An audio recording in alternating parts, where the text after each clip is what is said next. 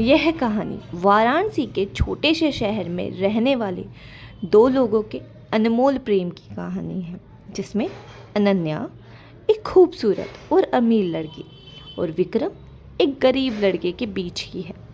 अनन्या और विक्रम वाराणसी के एक ही कॉलेज में पढ़ते थे और दोनों काफ़ी अच्छे दोस्त थे, लेकिन उनकी दोस्ती कब प्यार में बदल गई उन्हें मालूम नहीं चला और दोनों एक दूसरे से बहुत प्यार करने लगे। उन दोनों की ग्रेजुएशन पूरी होने के बाद उन दोनों का मिलना मुश्किल सा हो गया, लेकिन उन्होंने सुनिश्चित किया कि वह रोज़ाना गंगा आरती के समय घाट पर मिला करेंगे। दोनों शाम के समय घाट पर बैठकर घंटों बातें किया करते थे।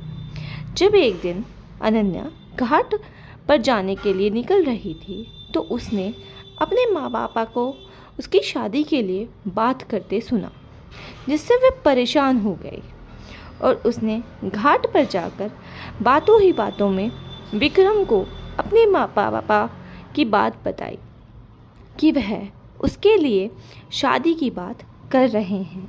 और अनन्या ने विक्रम से कहा कि वह उसके घर आकर उसके माँ पापा से उसका हाथ मांगे। अनन्या की बात सुनकर विक्रम भी उसके घर आने को तैयार हो जाता है और वह दोनों घाट से अपने घर के लिए निकल जाते हैं।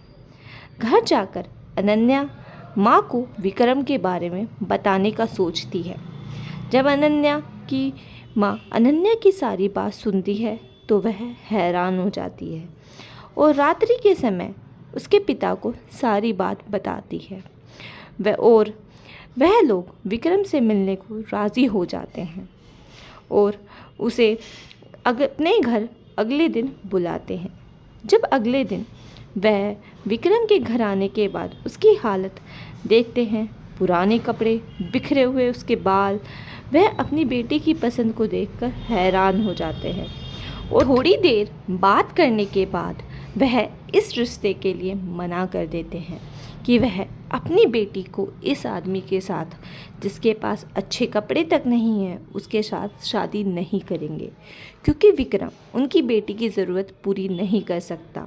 उनकी बेटी बचपन से लाड़ प्यार से बड़ी हुई है, उन्होंने उसकी हर खुशी को पूरा किया है, वह इसकी हर ख्वाहिश को पूरा नहीं कर पाएगा और बोलते हैं उनकी बेटी तो अभी नादान है, उसे अच्छे बुरे का नहीं पता और वह उनके प्रेम को अस्वीकार कर देते हैं, जिससे विक्रम दुखी हो गया। फिर अगले दिन जब अनन्या विक्रम से मिलने आती है तो अनन्या ने विक्रम से कहा कि हमें कुछ ना कुछ तो करना पड़ेगा, मैं किसी और से शादी नहीं कर सकती, मुझे सिर्फ तुमसे शादी करनी है, तुम्हें कुछ ना कुछ तो करना होगा, ना केवल अपने लिए बल्कि हमारे प्यार के लिए भी। विक्रम अनन्या की बात सुनकर सोच में पड़ जाता है और सोचने लगता है कि वह ऐसा क्या करे कि वह अनन्या के पापा को खुश कर दे। उसने अनन्या से वादा किया वह ज़रूर कुछ ना कुछ ऐसा करेगा जिससे उसके पापा मान जाएं और उन दोनों की शादी करा दें। अगले दिन जब अनन्या और विक्रम घाट पर मिलने आते हैं तो विक्रम बताता है कि मैं यूपीएससी की तैयारी करना चाहता हूँ, जिससे वह उसके सारे सपने पूरे कर पाएगा और उसके पापा को भी मना पाएगा और उससे वादा किया कि वह यूपीएससी परीक्षा को सफलतापूर्वक पास करेगा।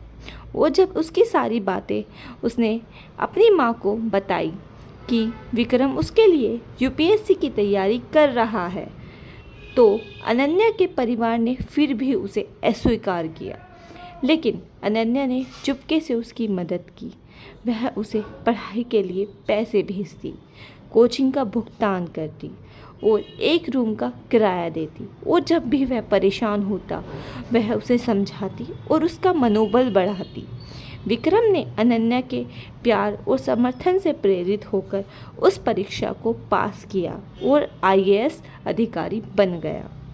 और जब विक्रम आईएएस बनने के बाद अनन्या के घर जाता है तो उसके माँ बाप उसके इस प्यार को देखकर हैरान हो जाते हैं कि वह उसकी बेटी से कितना प्यार करता है। विक्रम की सफलता ने उसके परिवार के दिलों को भी जीत लिया। अनन्या का परिवार उन दोनों की शादी के लिए तैयार हो जाता है। अनन्या और विक्रम का प्यार और समझदारी ने सबको हृदय स्पर्शी बनाया।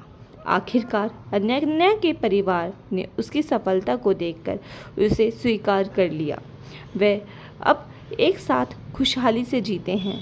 यह कहानी हमें सिखाती है कि प्यार और समर्थन की शक्ति हर मुश्किल को पार करा सकती है और जीत को हमेशा आखिरकार अच्छाई और समर्थन की ही होती है।